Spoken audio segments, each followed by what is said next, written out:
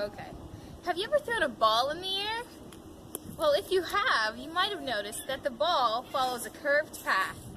In earlier chapters, we learned that the ball and the Earth's gravity interact with each other. And because this action is at a distance, it is called action at a distance. But how can things not in contact exert forces on each other? Well, the ball is interacting with Earth's gravity field. I still don't get it.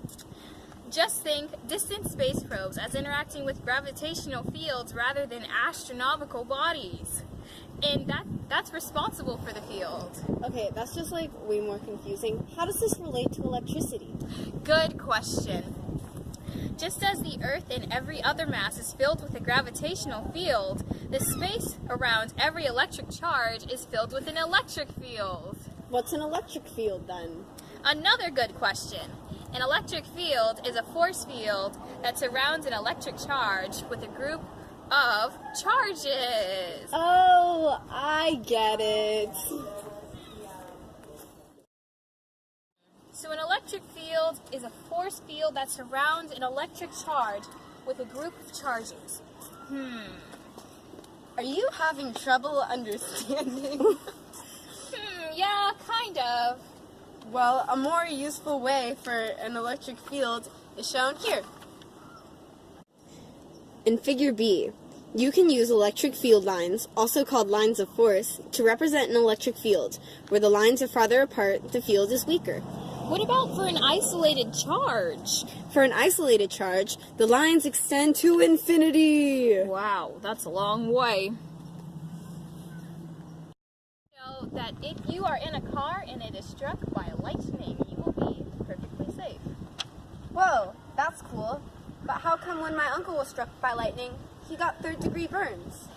Well, that's because he wasn't in an automobile, silly.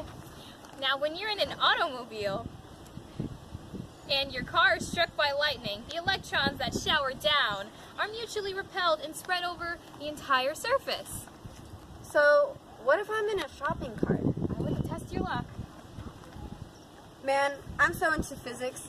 Is there a rule that I should follow? Yes, I'm glad you asked. If the charge on a conductor is not moving, the electric field inside the conductor is exactly zero. Relationship between work and potential energy? Actually, yes. Probably the only thing I remember from this chapter. Work is done when a force moves something in the direction of the force. That's right. An object has potential energy by the virtue of its location.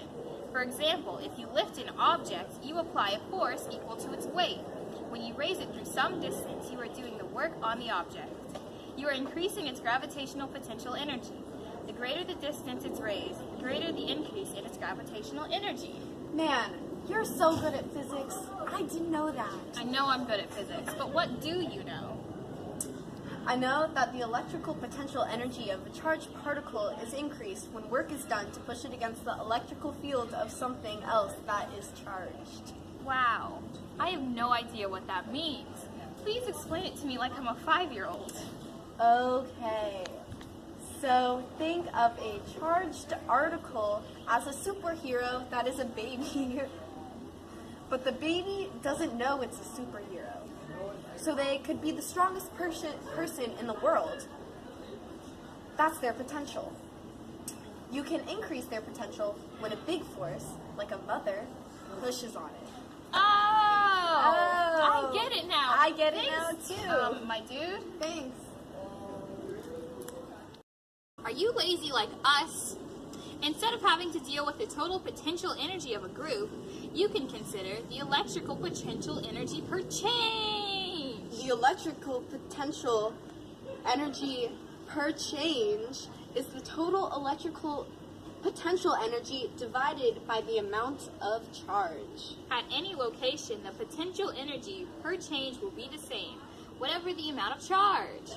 For example, an object with 10 units of charge at a specific location has 10 times as much potential energy as an object with a single unit of charge. But it also has 10 times as much charge, so the potential energy per charge is the same. The SI unit of measurement is a volt. 1 volt equals 1 joule of energy per column.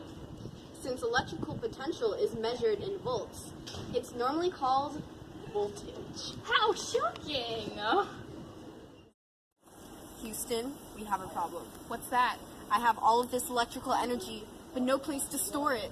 Electrical energy can be stored in a common device called a capacitor. Isn't that for babies? No, not a capacifier, a capacitator. Capacitors store and hold electric charges until discharged, like a circuit. Oh, cool. How do I get my hands on one of those? You wouldn't want to... A common laboratory device for building up high voltages is the Van de Graaff generator. The voltage of a Van de Graaff generator can be increased by increasing the radius of sphere, or by placing the entire system in a container filled with high-pressure gas. It looks like something from a sci-fi movie. Yeah, this is a lightning machine often used by evil scientists in old science fiction movies. But how does it work? A hollow metal sphere is supported by an insulating stand. A motor-driven rubber belt inside the stand moves past metal needles, while the needles deposit a continuous supply of electrons to the belt. The electrons are carried up to the metal sphere where they leak onto metal points attached to the inner surface of the sphere. Because of mutual repulsion, the electrons move to the outer side of the sphere, where it conducts electricity. The inside of the surface remains uncharged, so more electrons can be brought by the belt. The charge builds up to a very high electrical potential. Do it yourself. What you'll need is an inflatable balloon, your hair, and a will to live. Where do I get one of those? What you do is you start rubbing the inflated balloon on your head for about 10 seconds, and slowly move the balloon away from your head, and your hair stands on end. But how does it do that? When you rub the balloon on your head, you are giving your head an electric small charge. Electrons from your hair get transferred to the surface of the balloon, and this gives the balloon a slight negative charge, and your hair a slight positive charge. Opposite ends attract, so when you move the balloon away, your hair tries to follow it. Oh, that's so cool.